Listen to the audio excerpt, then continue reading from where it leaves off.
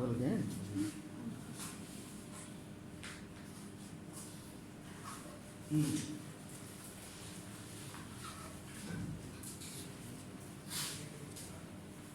Okay, all of listen.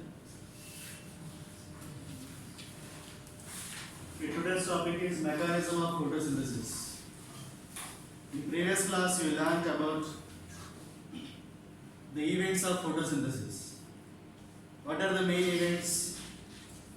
The chemical energy converted to light energy converted to chemical energy, splitting of water molecules. The carbon dioxide is reduced to carbohydrates.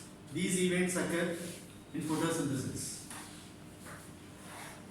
And all these events takes place in the organelle called chloroplast. Based on the usage of light, all the reactions in the photosynthesis classified into two phases, light phase and dark phase. The light phase takes place in the grana thylakoid of the chloroplast, whereas the dark phase takes place in the stroma of the chloroplast. So let us see the events in each phase.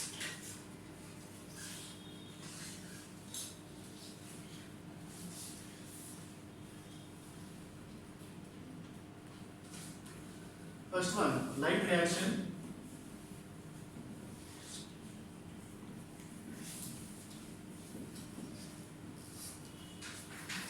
So light is initiate the photosynthesis. So the initial stages need a light. That's why they are called light phase or light dependent phase. It's also known as photochemical phase.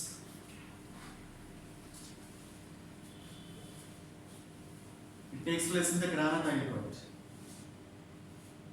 So what happens initially means the chlorophyll pigments which are present in light harvesting systems of the thylakoid membrane absorb the light energy. Now, light energy is made of smallest particles called photons. Photons. So chlorophyll activated by absorbing that photon from the light. By using that energy, the activated chlorophyll molecule split the water molecule. The water molecule is split. Okay, here to split the water, which energy is used? Light energy. So water is split by light. So when the water is split, it divides into two types of ions. Those are hydrogen ions and hydroxyl ions. So here water is split by the light. That's why this reaction is known as photolysis. Photolysis. So this photolysis first discovered by Robert Hill. That's why this photolysis is also known as Hill's reaction. So water molecule divided into hydrogen ions and hydroxyl ions. So what happens next? These hydroxyl ions and hydrogen ions undergo various changes and undergo various reactions. First, hydroxyl ions. The hydroxyl ions undergo the various changes inside the chloroplast. From these hydroxyl ions finally forms oxygen and water. The water formed by the reaction of hydroxyl ions used by plants for its biological activities. Oxygen is released into the atmosphere. All living things depend on that oxygen which produced during the photosynthesis. Okay, what about the hydrogen ions? These hydrogen ions accumulated in the thylakoids. thylakoids లో accumulate అవుతాయి and they undergo various changes. They move from high concentration to low concentration and they move from thylakoids to stroma. Due to this movement of hydrogen ions from high to low concentration, energy compounds are formed. That is ADP, adenosine triphosphate.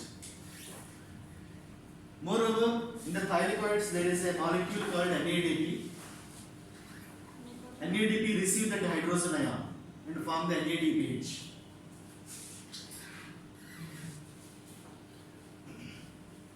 Understand? The hydrogen ions undergo various changes and form the ADP and NADPH. What is the full form of ADP? Adenosine triphosphate. That means there are 3 phosphates to the adenosine molecule. NADPH, nicotinamide adenine dinucleotide hydrogen phosphate. So NADP receive the hydrogen and form the NADPH. What are these ADP and NADPH means? They are energy currencies. They have the energy. They are also known as assimilatory powers. Assimilatory powers. So by the end of the light reaction, what are the products? Oxygen, ADP, NADPH. Okay? These products are only at the end of the light reaction only. Glucose is formed at the end of the dark reaction. Okay, next step is dark reaction. Dark reaction. So what happens during the dark reaction means, let us see the events.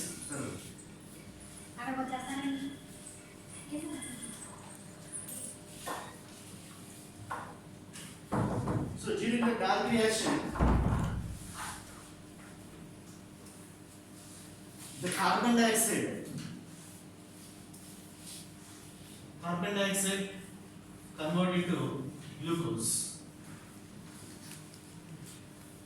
But it's not happening in a single step. In various steps it takes place. Several intermediary compounds also formed. So let me say one step in that. During this dark reaction or light independent reaction, the carbon dioxide combined with the 5 carbon molecule which present in the stroma. That is ribulose 1,5-biphosphate, RUB. So carbon dioxide combined with RUB. That means ribulose 1,5-biphosphate. It has 5 carbons. One RUB2 molecule has 5 carbons. One carbon dioxide molecule has 1 carbon. So to combine the carbon dioxide molecule with RUBP, energy is needed. That energy is used by the ATP and NADPH, which are formed during the light reaction.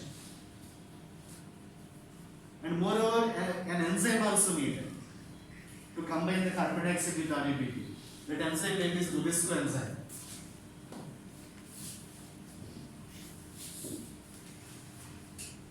Rubisco enzyme.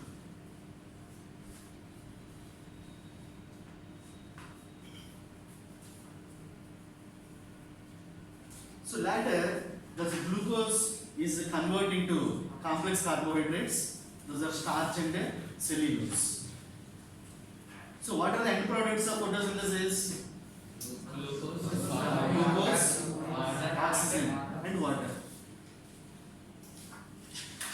What are the end products of light reaction and ADP and ADP and NADPH and oxygen? Water also you can do. So the amount of light and the amount of carbon dioxide taken by the plants is depend on various factors. And the photosynthetic activity also depend on various factors like light availability, temperature, and the carbon dioxide availability in the air. So this is about autotrophic nutrition takes place in plants. What about another type of nutrition? What is that? Yeah, heterotrophic nutrition. Let us see about the heterotrophic nutrition.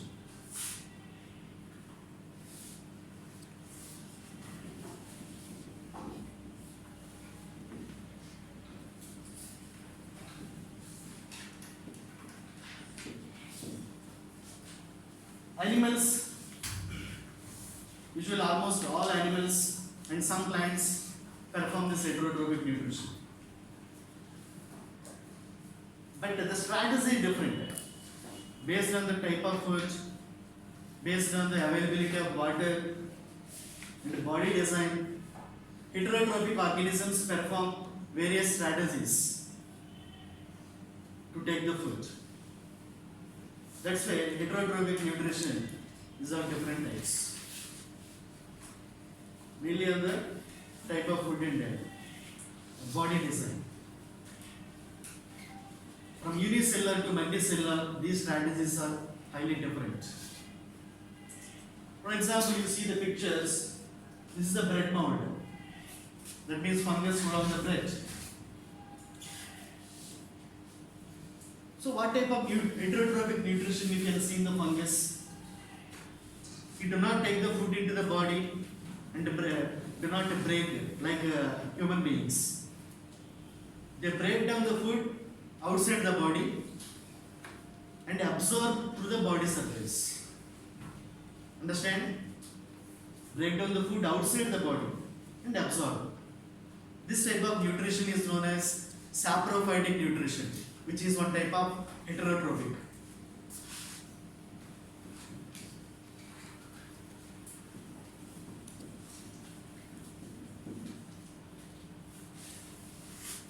Example, bread mold,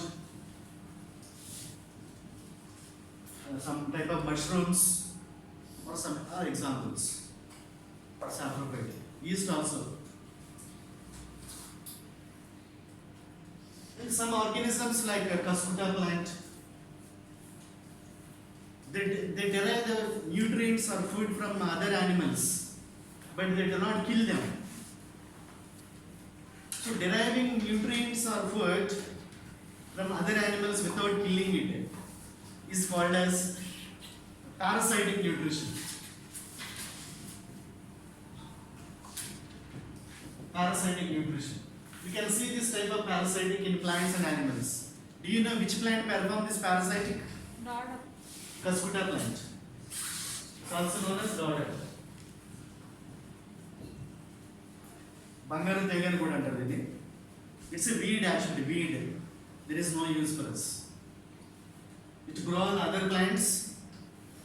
They derive the nutrients from their body through a finger-like structures called hastoria. So this is parasitic nutrition.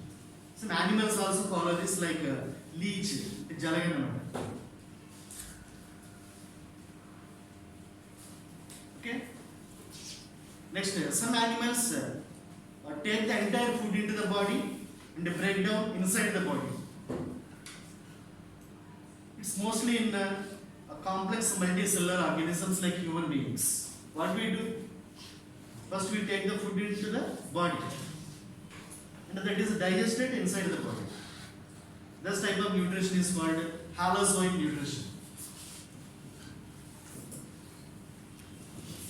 Halozoic. In higher animals like humans, you can see the halozoic nutrition. How is halozoic nutrition in lower level animals like unicellular? Let us see that. Now we are going to see the way of nutrition, the way of heterotrophic nutrition in unicellular animals. What are the examples for unicellular? Amoeba, Paramecium, Amoeba, Paramecium, yeast. Yeast is a plant actually. These are examples. Let us see how the heterotrophic nutrition in amoeba. Amoeba is unicellular, but that means it's a single cell. But no, there are no tissues, organ systems like us. We have a separate organ system for digestion, digestive system. But what about amoeba? It's a single cell. Let us see the method.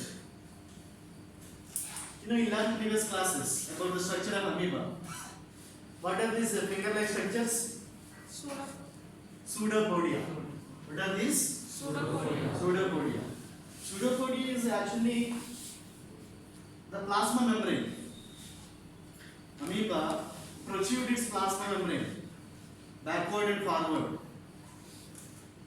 and form the finger-like projections called pseudopodia. So whenever it finds the food, the pseudopodia of the amoeba engulf that food. Engulf just.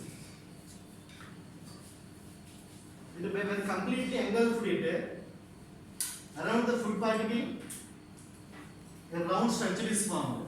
That is called food vacuole. Food vacuole. So around the food, when a round structure is formed, that is food vacuole. The food vacuole outer layer is also plasma membrane only. So the food is digested inside the food vacuole. In our body, food is digested in the stomach or alimentary canal. But in this, the food is digested in that food vacuole. In the breakdown.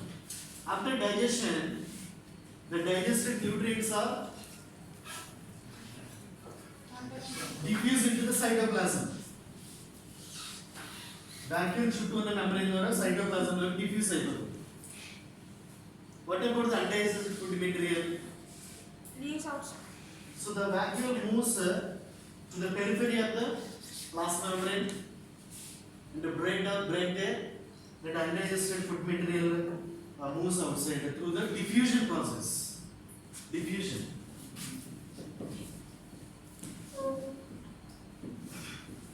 That means movement of particles from high concentration to low concentration. So this is how the way of nutrition in the unicellular organisms like amoeba. In Paramecium, which is another unicellular also similar type of nutrition we can observe. See, this is a Paramecium. You have seen the slides in the earlier classes. It's a different shape. It's a single cell. Understand? This entire body is a single cell. On the body surface, there are small hair-like projections called cilia. Cilia. Whenever they find the food, the cilia flatters and they bring the food to a particular spot. That particular spot where the food enters into the body is called a cytostome.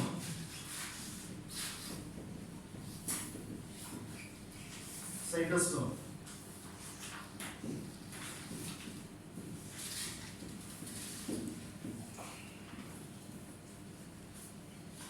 So cytostome, where the food enters into the body is called cytostome. So to that spot, this is the spot. To that spot, the food is taken by the movement of cilia.